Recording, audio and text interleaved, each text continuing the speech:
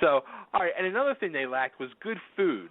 They didn't have enough good food in it. So that's why they needed to have our next guest, the one, the only, the person who should have won MasterChef, Elizabeth. And how do you say your last name so I say it right? Elizabeth? It's Cauvel. Cauvel. There we go. Yes. How you doing, Elizabeth? Welcome to the show. Good. How are you? Thanks for having me. Good. So we have a lot to talk about. A lot to talk about. And I would definitely want to talk about how your life has probably turned upside down over the past year. But let's start at the whole beginning of this whole MasterChef thing.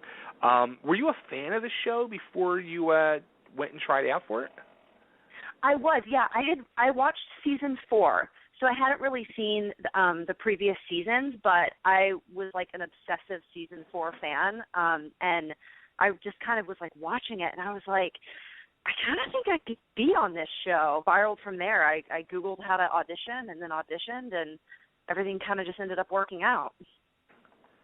See, now that's crazy because I'm not a cook or a chef by any means, but I started watching on season 4 as well, and I got really hooked into the show and love it. And this past season, the same thing. Every week I'm faithfully sitting there watching it. I get so stressed out watching you guys do these pressure tests and these challenges and all this. I would not be able to sit there and say, I think I can do this. I know. I don't know what got into me to think that I could actually cut it, but I don't know. I think I am one of those, like, it's a cliche at this point, but I am one of those people that works well under pressure. Like, when everything's going wrong, I'm kind of at my best. And I think that's kind of just what I saw. I was like, oh, okay. I'm used to people yelling at me. I work in advertising, so I get yelled at all the time. I'm like, I think I could handle this. So, all right. So you started going through the process. Once you, I guess you go and you make the first dish, and then they ask you to come back. Is that how it works?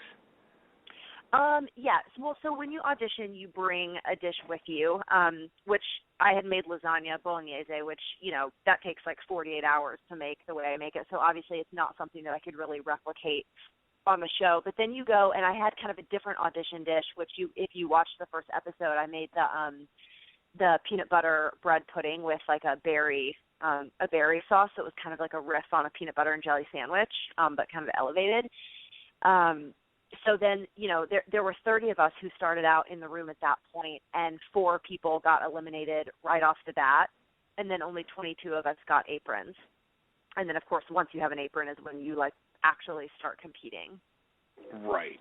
Now, at what point did you say to yourself, like, okay, this is really about to get real now? Like, what did I get myself into? Honestly, it started the second I got to LA. And this is interesting, actually. I don't know if you noticed that there was 100 of us that they flew to LA for essentially like the final part of the audition process. And then they picked 30 of us who actually made it like on that first episode. So, I show up in LA and I'm looking around and I'm like, everybody's just like has this crazy personality and they all have these crazy backstories and they have interesting like clothing styles that they're wearing, and I'm kind of looking around and I'm like, oh my God, I am like such a snooze, like I'm just like some regular girl who like works in an office. I don't have a sob story. I'm just like a regular chick, and I'm thinking there's no way I'm going to get on the show because the producers are going to think I'm boring. And then everybody's kind of bragging like, oh, well, I kept a whole pig on ice in my bathtub and then butchered it myself and had a pork roast on my roof. And I'm like, oh my God, like I just make dinner for me and my husband, So I was intimidated from the very beginning, and I was convinced that I would never make it on the show. So I was completely shocked when they called the 30 names, and I was one of the 30. And I mean, I was like completely shocked literally every single time anything good happened to me on the show. Like when I got an apron, I was like, oh my God. And then when I kept not getting eliminated, it was like I woke up every day and just pinched myself because I couldn't believe that I was still there, Wow. Now, how about like that exact thing? Like you're still there, and what happens then? Like, I mean, do you have to turn around and like call your husband or your family and be like, I'm still here. I'm not coming home for a little while. Yeah. So we actually only got to make one phone call a week for 10 minutes. And one of the PA kind of we have production babysitters that lived in the hotel with us. One of them had to sit in the room with us and listen to our phone conversations to make sure that we weren't, revealing any details of the show. So we didn't really get a lot of contact with our family. I would just call my husband and he would kind of just ask me yes or no questions, are you still there? Yes. Are there less than 15 people there? Yes or no? Yeah, it was just really interesting. It was they tell when you leave to go to LA, they say to you, pack for 10 weeks. And I kind of rolled my eyes yeah, right, I'm going to be there for 10 weeks. I'll probably be on the first plane back. And then, of course, I was man, I'm glad I packed for 10 weeks because I'm going to be here for 10 weeks.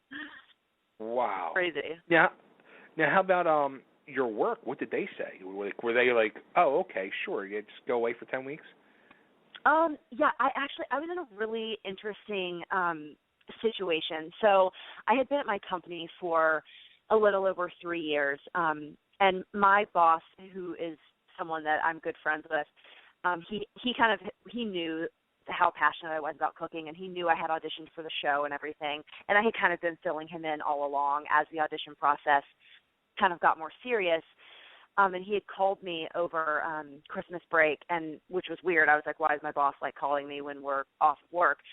But he called me and he said, when we get back to work, I'm leaving and I have a new job and I want to take you with me job. He's but I know you're probably going to make it on Masterchef. So he's just go to Masterchef, and whenever you come back, whether it's after 1 week or 10 weeks or whatever, he's I want you to quit the job that I had before and take the new job. So my previous job gave me a leave of absence.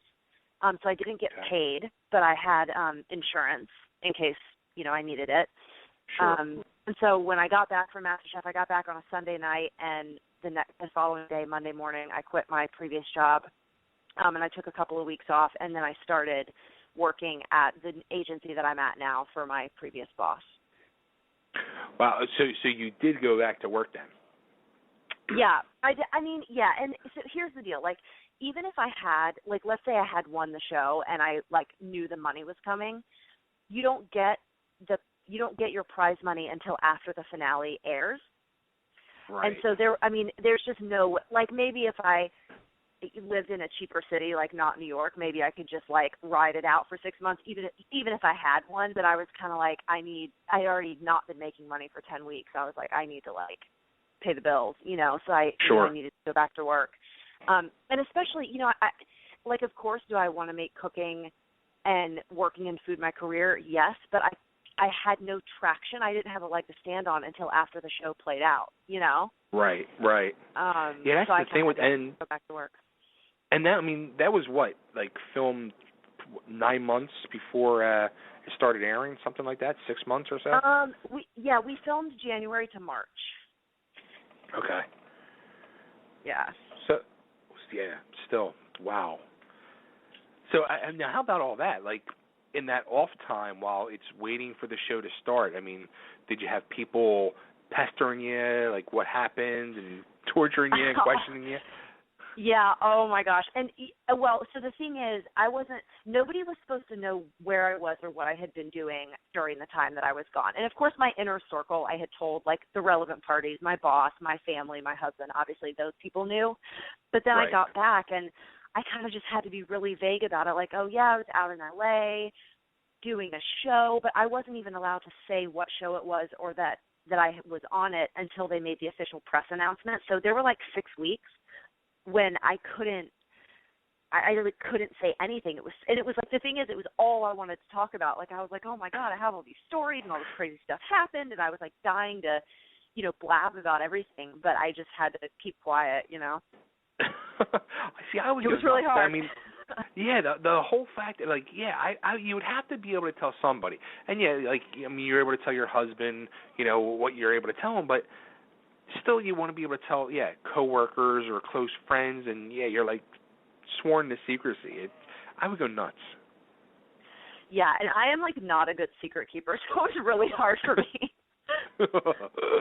Now, and how about too? Like, I mean, you said you were allowed to make one phone call a week for the 10 minutes, and when we had Christian on a couple of weeks ago, he told us at one point they made him make. They told him he had to make a choice whether he wanted to call his son or his fiance. Yeah, that's how it was every week. I chose every week to call my husband, and I would just basically say to him, like, can you call my mom and, like, my mom and dad and just say hi and, like, tell them I'm still here. So I would kind of, like, make him be the messenger, but it sucks because I so wanted to call my mom too, but then, you know, you only got one, and so I ended up just calling my husband. But there was one time we would have, like, a couple of, sometimes when we weren't shooting on the weekends, we would have, like, a free day, and they would take us to, like, the Grove or something, which is, like, this big outdoor mall in LA. And we would have, like, 3 hours where they'd say, okay, you can, meet back at the van in 3 hours and, do whatever you want. And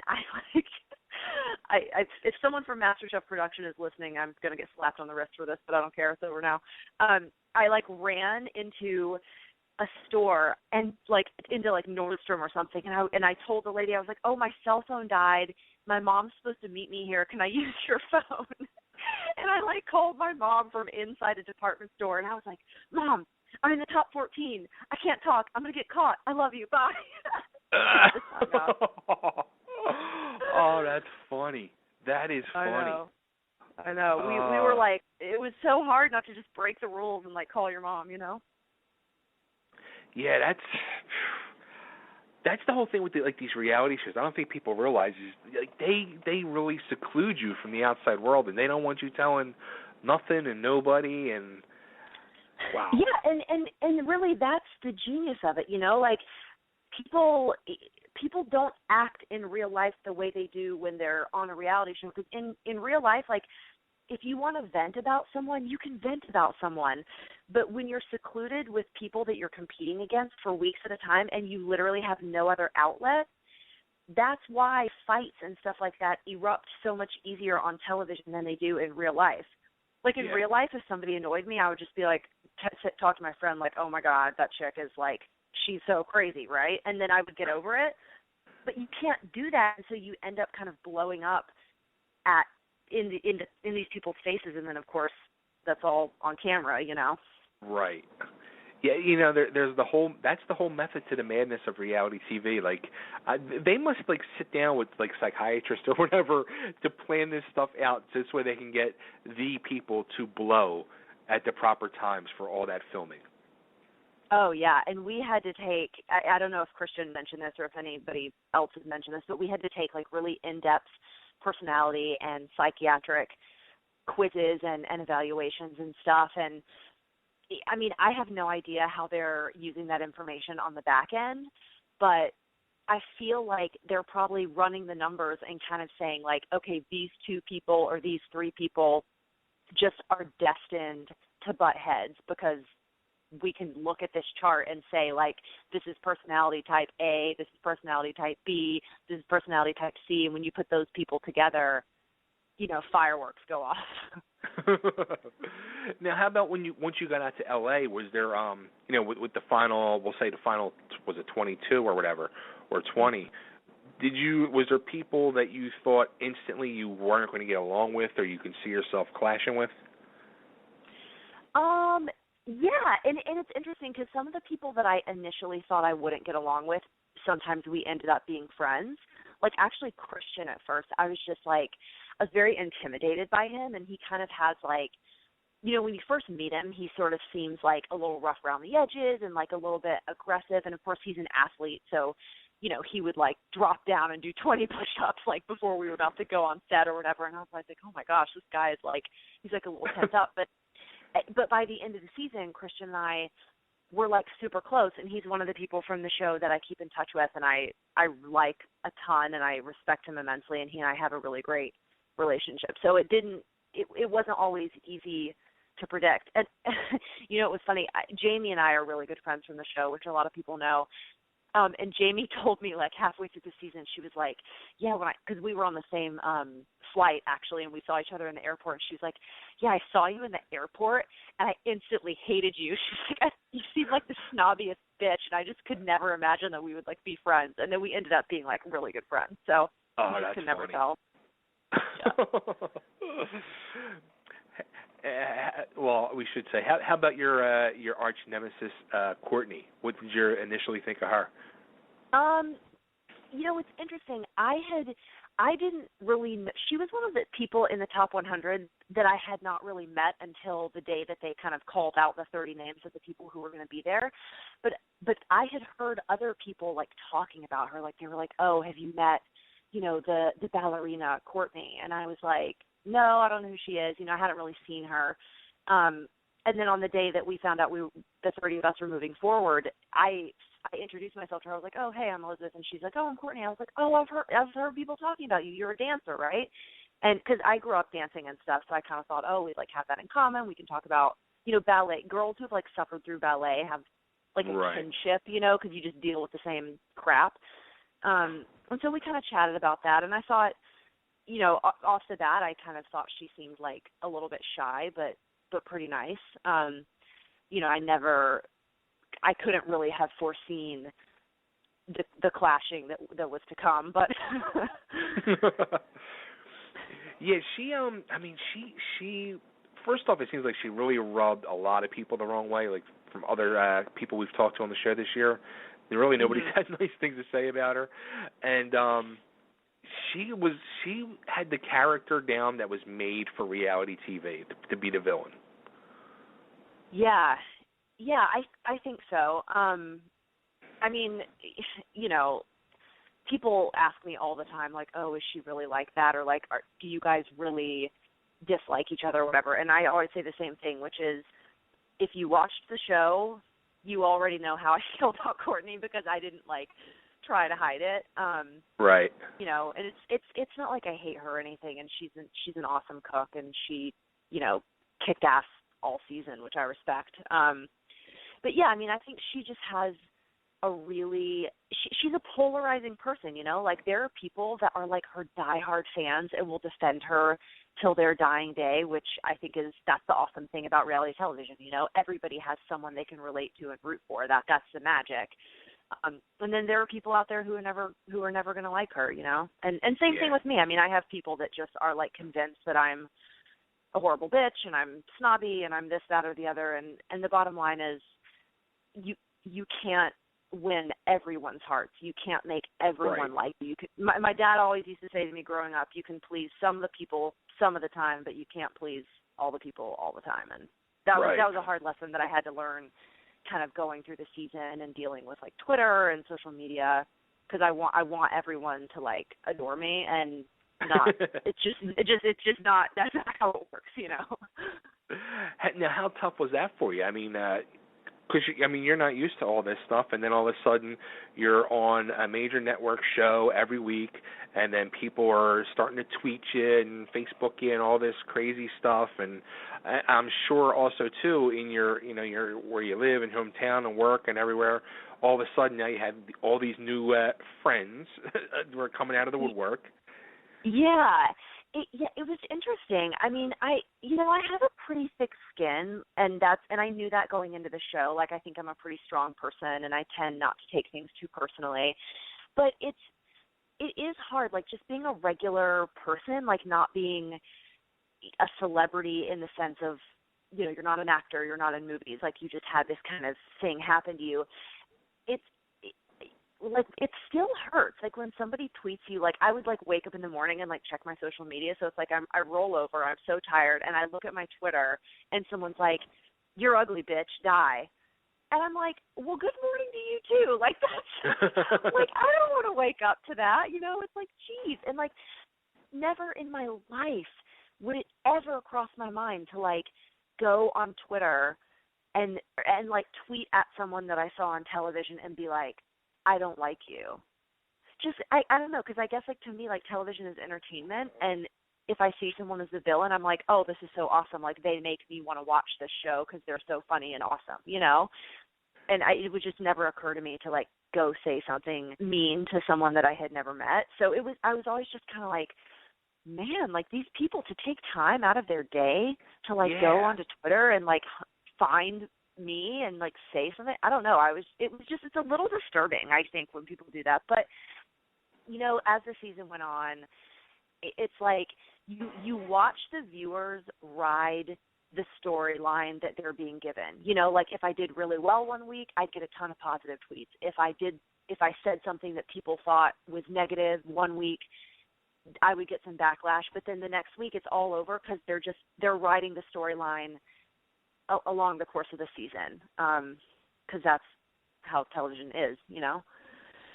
Right. Now, it's funny because what you were saying, we had the same conversation. Have you ever watched, did you watch Kitchen Nightmares, Gordon's other show? Yeah, I love Kitchen Nightmares. Okay, we've had on a few times, and we've got a wonderful, beautiful relationship with the legendary Sammy and Amy. And I think the the last time baker's shop, right? The bakery. Yeah, Amy's Baking Company, right? Yes, yes. I followed that whole story. Well, I mean, they get so much of that hatred and we're going to kill you stuff and tweets like that, and I mean, they don't know how to keep their mouths quiet and, you know, not respond to let it die. They respond and fuel the fire, which we've tried to talk them out of doing many times. But we had that same conversation, and I said those exact words. Like, it takes a really, like, demented person to sit there and take the time out of their day to tweet or message somebody that I hate you, I want you to die. Like, if I did something like that, like, I couldn't live with myself, and let alone my mother would, like, smack me upside the head. Like, how dare you? You know what I mean? I know. Didn't their moms tell them, if you don't have anything nice to say, just keep your mouth shut? Yeah, I don't get it. It's just scary. Yeah, I agree.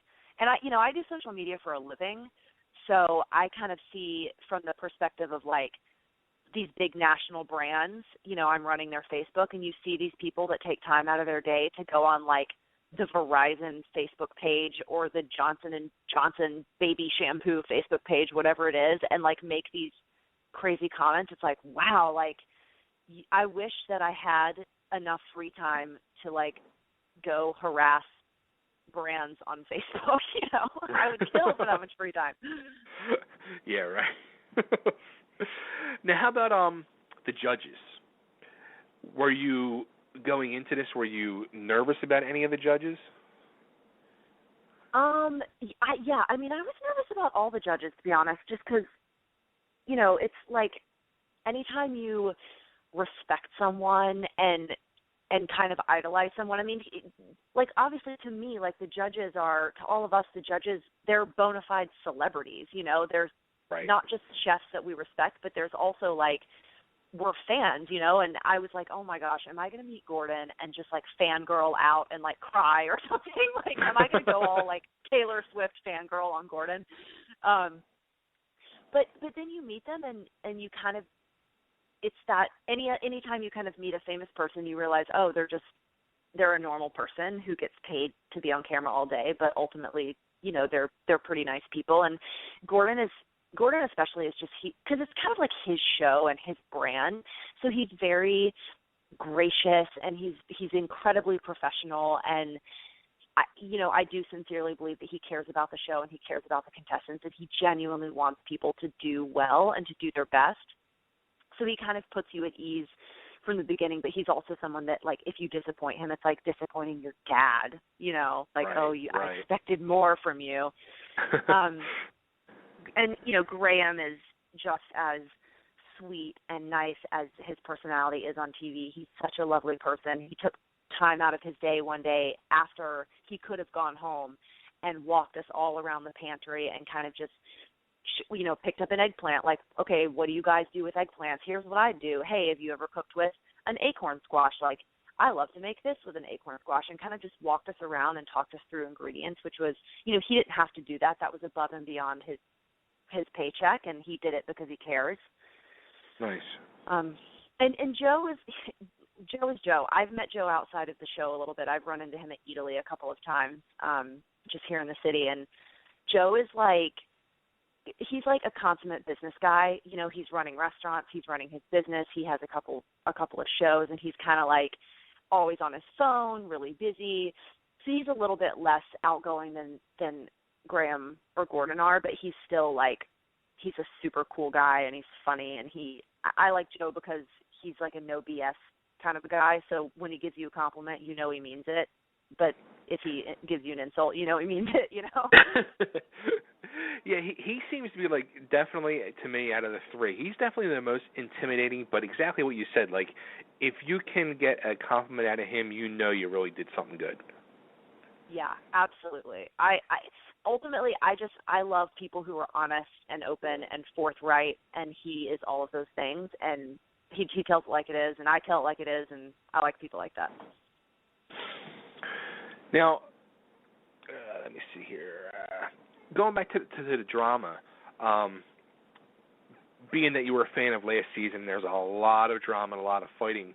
Did any of that stuff scare you? Like, do I really want to get involved in doing this, get involved with the show because you know it's going to happen? You know, it didn't scare me, but that was because I didn't know what I didn't know, which is that people behave very differently when they are under a lot of stress and different time constraints. Like, I'll give you a for instance. Believe it or not, and this may be hard to believe after watching the show, I am actually a very non-confrontational person to the point where, like, if I think that my friend is mad at me or if I think I've upset someone, I'm so scared to confront them that I will hide from them forever. Like, I will just avoid them because I so don't want to have a fight. I don't want to talk about it. I just want them to, like, forgive me and we can move on. That's how non-confrontational I am in real life. But, like, on the show, you're under a completely different set of circumstances and rules. So, like, in the first episode when Leslie and I get in that fight, right? If that had happened in my normal life, I would have just been like, ooh, I don't like this, and ran away and hid. But when you're on the show, like, you're trapped. You can't go anywhere. And so I clearly had pissed Leslie off, and he kind of turns around and starts mouthing off to me, and I was just like, I was stunned. I was like, oh my God, like, shit, what do I do now? Like, there I am, smack in the middle of a confrontation, my worst nightmare. But he kind of kept, and they cut out a lot of our fight, but, like, he kind of kept, like, yelling at me, and finally I kind of was like, well, I can either sit here and keep taking it or I can defend myself. And so, you know, I stood up and I kind of defended myself, and I fought back a little bit, which and I remember at the end of that day I was like, oh my gosh, I, like, stood up to that guy. Like, I never would have done that prior to going on the show, you know? So I never was scared about the fighting stuff because I didn't ever think that I would be involved in it, but that was because I didn't understand how everything is, like, orchestrated to achieve maximum drama. Right. If that answers your question. Now, speaking about Leslie, as a matter of fact, he was the one I was picking from early on to win it all. But he was a person that many times I said to myself, this guy's a dick. I mean, he could be really ignorant. But then there was times, like, with the whole thing with Iran where, you know, they got into their fight, and then you saw the flip side later on down the road where she got eliminated, and the respect that he showed her, it was touching. It really was. It really was, yeah. And Leslie's so funny like that. He's a really interesting and complex person. I mean, and he comes across, like, as so abrasive, but he really has a heart of gold. He loves his family so much. He adores his wife. I mean, the way he, like, talks about his wife and kids, it's just so touching. Like, he's a really, truly good person at his core, and I was able to see through that. You know, he may have a harsh exterior, and he and I, throughout the season, would have our little tiffs off camera. Like, we would fight like brothers and sisters fight in the back of the car on a long car trip, you know. But right. But ultimately we always got along because he saw that I was a good person, and I saw that he was a good person, and we just really had a mutual respect by the end. Now, when it came down to the end, because you were the first one to make it into the finals out of the three between you, Leslie, and Courtney, Who did you want to face? Did you want to face Leslie or Courtney going into the finals? I mean, I was like so torn because like I felt like if it's gonna be me and Leslie, I kind of thought like Leslie is a great technical cook. Like he can execute like a boss. But when it comes to creativity, he's lacking a little bit. You know, he has kind of a little bit more of a classic style, and I kind of thought I would probably beat him out just based on like the creativity and complexity of what I was planning on making.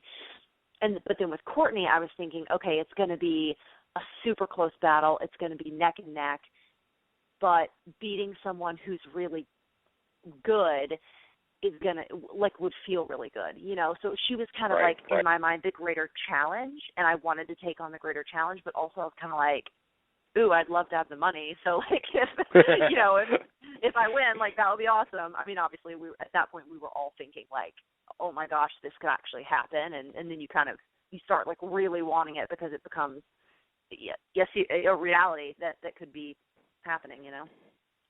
Now, the stress of that finals, I mean, I guess the way to sum it up was, I mean, not only did it get to, like, probably you and Courtney, but it got to your husband. And, I mean, your husband fainted during the finals. Yeah. Oh, my. Yeah. Wow. That was so crazy. And I'll just tell that story really quick from my perspective just because I think it's just an interesting thing to happen. My husband swears.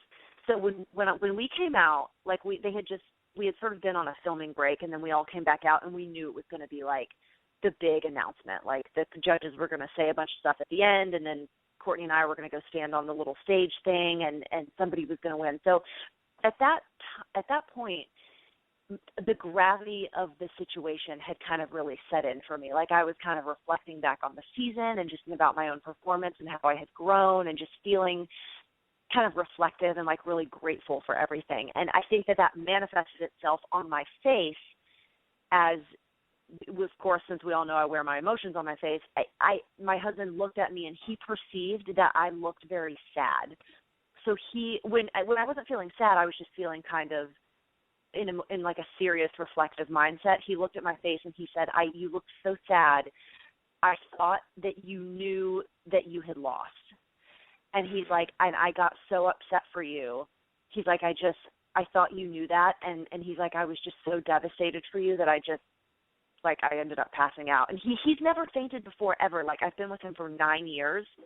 He surfs like huge waves in Central America around like craggy rocks and stuff. Like he's a tough cookie, you know, and I've never seen anything like that happen. And I honestly was really, really scared. Like when you watch the show on television, they kind of crank up all the colors. So it's sort of like everything's very saturated. But if you had been there in person, his face, he was the color of a corpse. Like it was that gray-green kind of skin color, and his lips were completely white, and his eyeballs were rolled back in his head. And I like when I ran over to him, I was like, I saw him, and I was like, oh my God, like he looked dead, and I was like, what is going on? So my heart was just like racing. It was scary. I mean, we had to stop filming for about 30 minutes. Like when you watch the show, it looked really fast, but we had to stop filming for about 30 minutes, and he went backstage and he sat down and he had like a granola bar and some, you know, like a soda or something to kind of get his blood sugar back up. But yeah, it was a weird moment. And I mean, clearly they create this incredibly high pressure environment, and we all see how that affects people, you know. Because I was thinking, like, do you guys get like was it post-traumatic stress syndrome after this stuff? I mean, they do put you guys under a traumatic amount of pressure. Yeah, you know, I did definitely feel a little off kilter for a couple weeks when I got back home. For the first, I would say 2 weeks I was back, every single night I would wake up 3 or 4 times in the night having nightmares where I was just reliving the finale over and over again in my dreams and like trying to fix it, but it would still go wrong. And so I barely slept for about the first 2 weeks after I got back. And then the other thing, like I had mentioned before, you can't really talk to anyone about it. So the only people you can talk to are your fellow cast members. So we were on this giant Facebook chat where we would kind of chat all day and just sort of relive what we had gone through and talk about everything. And it's, I don't know, it's just weird. You get like this crazy tunnel vision. Like when I got back and I started my new job, the second day of my job at 11 a.m., I was like, oh my God, I can't do this. And I went out on the sidewalk and I was like on the phone with my mom, sobbing. I was like, Mom, I can't do this. Like, I don't want to work in advertising. I want to work in food. And I applied to culinary school. Like, I paid the fee and everything, the application fee. I was going to quit my job. I was going to go to culinary school and just try to get a fresh start. And then that kind of I sort of like calmed down and got a grip. And I was like, everything's going to be fine. I just need to let the show play out, and opportunities are going to come as they will, which has happened now. And I'm glad that I didn't pay $40,000 to go to culinary school because that sucked. But yeah, you do get a little PTSD. Yeah, I get it from just watching it, let alone being involved in it. I would lose my mind. Yep, it's crazy. So what are you up to now? Like, what are you doing now with the cooking? I see you have your website. Yeah, I'm doing a lot. I have not had a lot of downtime lately, but things are really exciting. I've been getting a lot of calls from my friends in the ad industry who are like pitching me to their clients. So I've done a couple of stuff for brands. I just went on a trip to Wyoming with 2 other bloggers, and we did a video for Jeep, which will be coming out on YouTube in a couple of weeks. It was a whole Jackson Journeys thing, so we got to gallivant around Jackson Hole, Wyoming, and hang out with chefs and drive a Jeep around beautiful mountain roads, so that was great. I have hopefully a thing coming up. There's an eyewear company in Brooklyn called Classic Specs, and they want to film me cooking a recipe, so I might be doing that soon.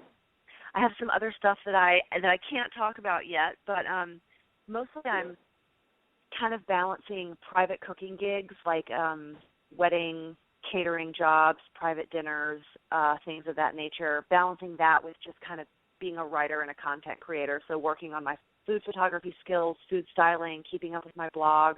I've been blogging for brands here and there. I've been blogging for Club W, which is a wine delivery service. So at this point, I kind of feel like I have 2 jobs. You know, I have my day job, which is advertising, which I still like, and it pays the bills, and it's fun, and, you know, most days it's enjoyable and easy. And then I have my night job, which is cooking food, writing about food, teaching lessons, and working with brands when I get the opportunity to work with brands. That's awesome. Now, what is like the ultimate goal for you? Like, where would you like to go with the whole cooking thing? That's a good question. I've narrowed it down to the following, which is kind of vague and nebulous, but I want to share my love of cooking at home through words, pictures, and videos. So whether that's just my blog and my Instagram, maybe it's just that. Hopefully one day it will evolve into writing cookbooks, that was the whole reason I went on Masterchef, was because I wanted to win the cookbook deal. Or if I can do like a YouTube series or work with, different companies to create recipes and videos for them, I would love to do that. So, you know, I'm not cut out to work in a restaurant. I'm just not. I've done it before, and it's not the lifestyle for me. Right. I'm a creator. I like to make. I like to make things in the sense of, pouring my heart out through words and stuff like that. So that's what I want to do. Wherever that, I'm just going to keep sharing my love of food until something happens. Like that's my plan. It got me on Masterchef, so I feel like if it got me on Masterchef, it can take me pretty much anywhere. Would you do another reality show? Yeah, I would actually, which is weird to say, but I think I would. If Masterchef did like an All Stars or something, I would totally do it. If I got an opportunity to be on like Chopped or Cutthroat Kitchen or a Food Network Enterprise, I would totally do that. I mean, I love it. Oh, I love competing. I'm a competitive person, and I enjoyed showing up to the kitchen every day and kind of doing battle. it stimulated me, and it's really exciting. So I would totally do a reality show. I was just reading the other day. I don't know the person's name, but a woman started doing like a YouTube series, a cooking series, and she got picked up by the Food Network. I think her show debuted like a week or two ago. Oh yeah, is that her name? Is it like Simply Laura or somebody like that? I think that's it. Yeah. Yeah, I thought that was pretty awesome. Yeah, I mean that's like living the dream, right? And I don't know if you've heard of the show Bitchin' Kitchen on Cooking Channel, but she started out as a YouTube person as well. And now she has a really successful cooking channel show and a book and all the dream stuff that's on my list. It's that YouTube. So, see that? I know. I got to get on the YouTube. Get on the YouTube. I got to do it. It's amazing what YouTube has become and what it's like creating stars. It's just amazing. It really is. And, working in advertising, too, I'm kind of on the other end of it where, I'll have clients come to me and say, we need to find, in the industry we call them influencers, we need to find an influencer, like we need a YouTube celebrity to work on behalf of our brand. And I know from doing what I do that brands pay these people well, like you can really make a living blogging and doing YouTube videos. And, I think a few years ago, people just thought that was laughable, but now you can really pave your own way and do your own career, and that's kind of a dream of mine. So. Yeah, that's awesome, and that's definitely the future, I think. Yep. So, all right, so let's see here. My co-host, who's very quiet, he messaged me over. He goes, you know what? Ask her 5 quick questions. So it's kind of like just a fire off with these quick questions. So, number 1, who's your favorite celebrity chef? Probably a tie between Ina Garten and Kat Cora. I have no idea who either of those are. Ina Garten is Barefoot Contessa. Okay. Who would you want to cook with? I would want to cook with my grandmother if she were still alive, my mom's mom. That's awesome. Okay, what was the last meal you cooked? Last meal I cooked. This is embarrassing. I cooked for dinner last night. I made grilled cheese and sliced apples. It's kind of lame. Oh, that's great. Let's see. What is your favorite food to cook with? Favorite food to cook with? Honestly, anything pasta. I'm a pasta freak. I'm body by carbs. Nice. Pasta every day. Good for you. Good for you.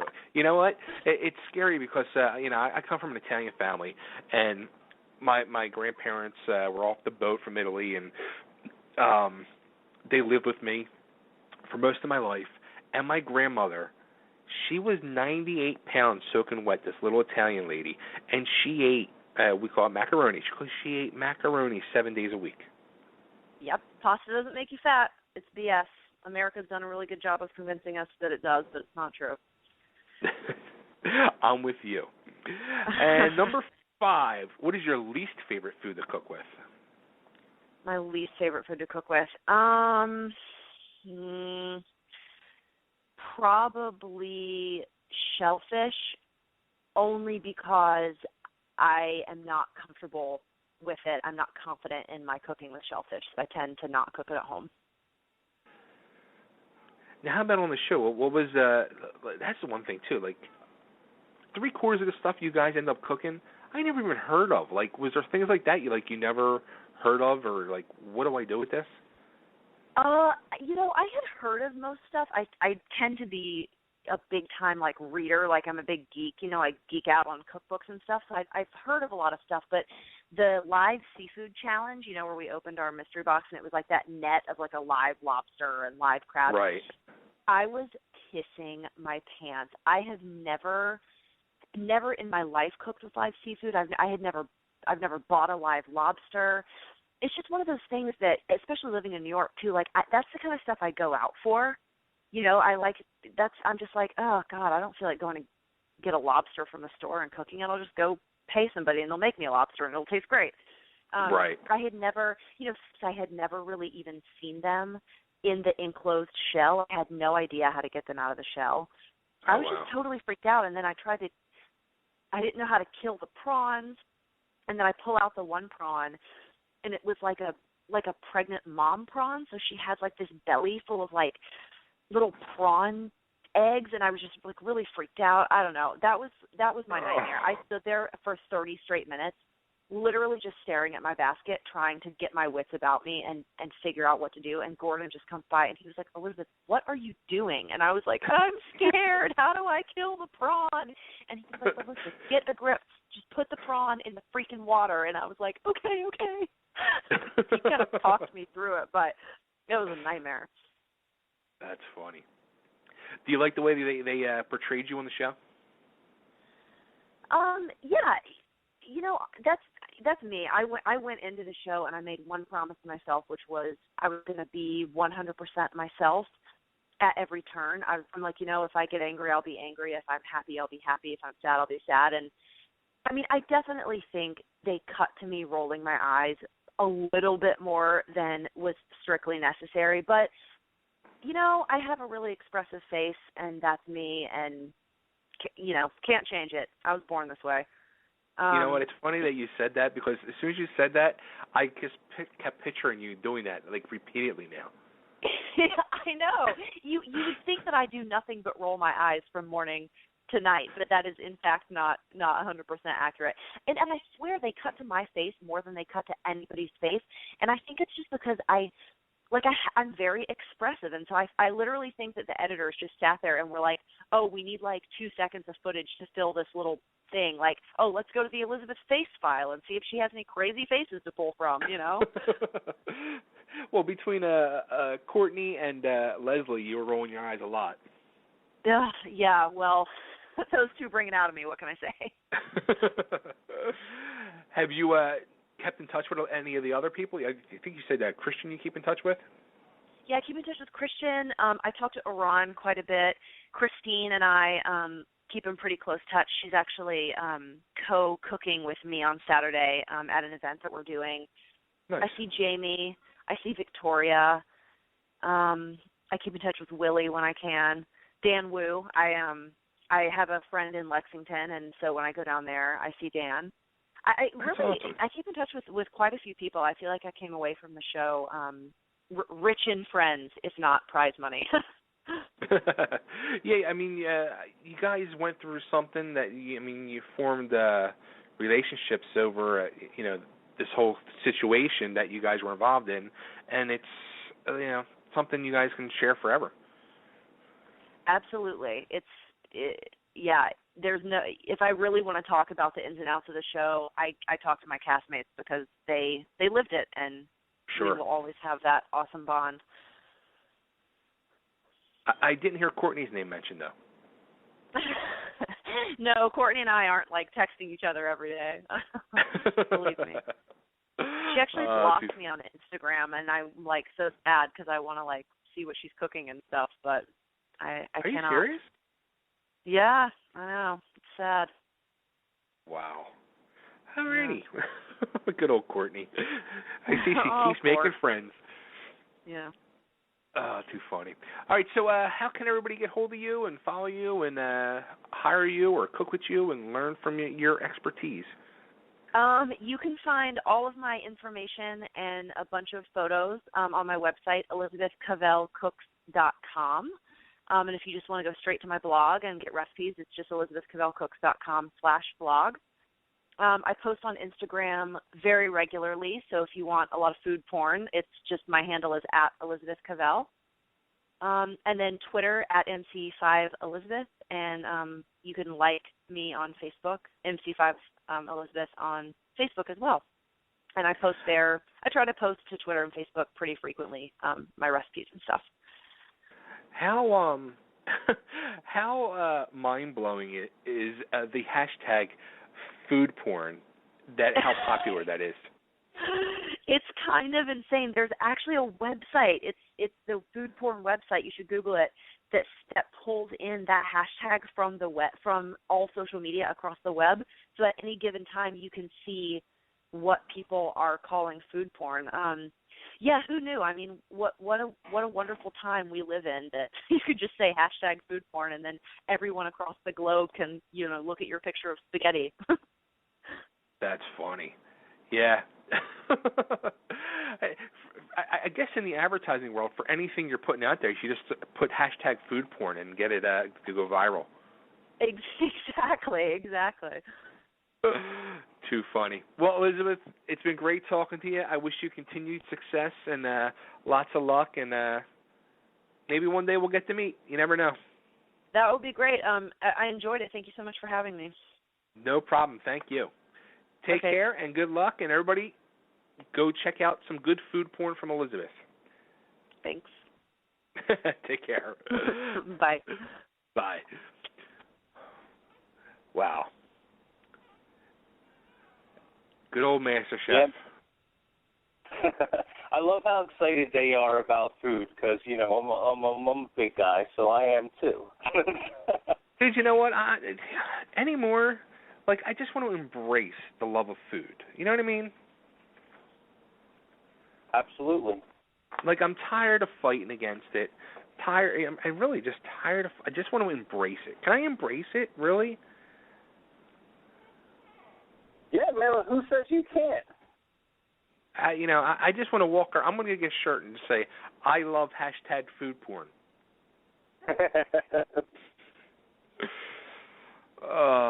Too funny.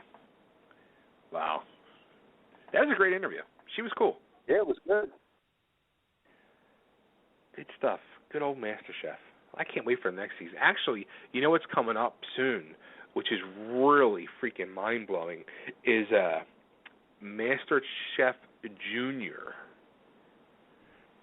Really? Which, dude, you have to watch it. Last year they did the first season of Junior. Dude, I think there was a kid, the youngest one was maybe 8 or 9 years old, up to 13, 14 years old. And it's just not right that these little kids are running around in the kitchen cooking and doing this stuff, and I have problem not burning Pop-Tarts.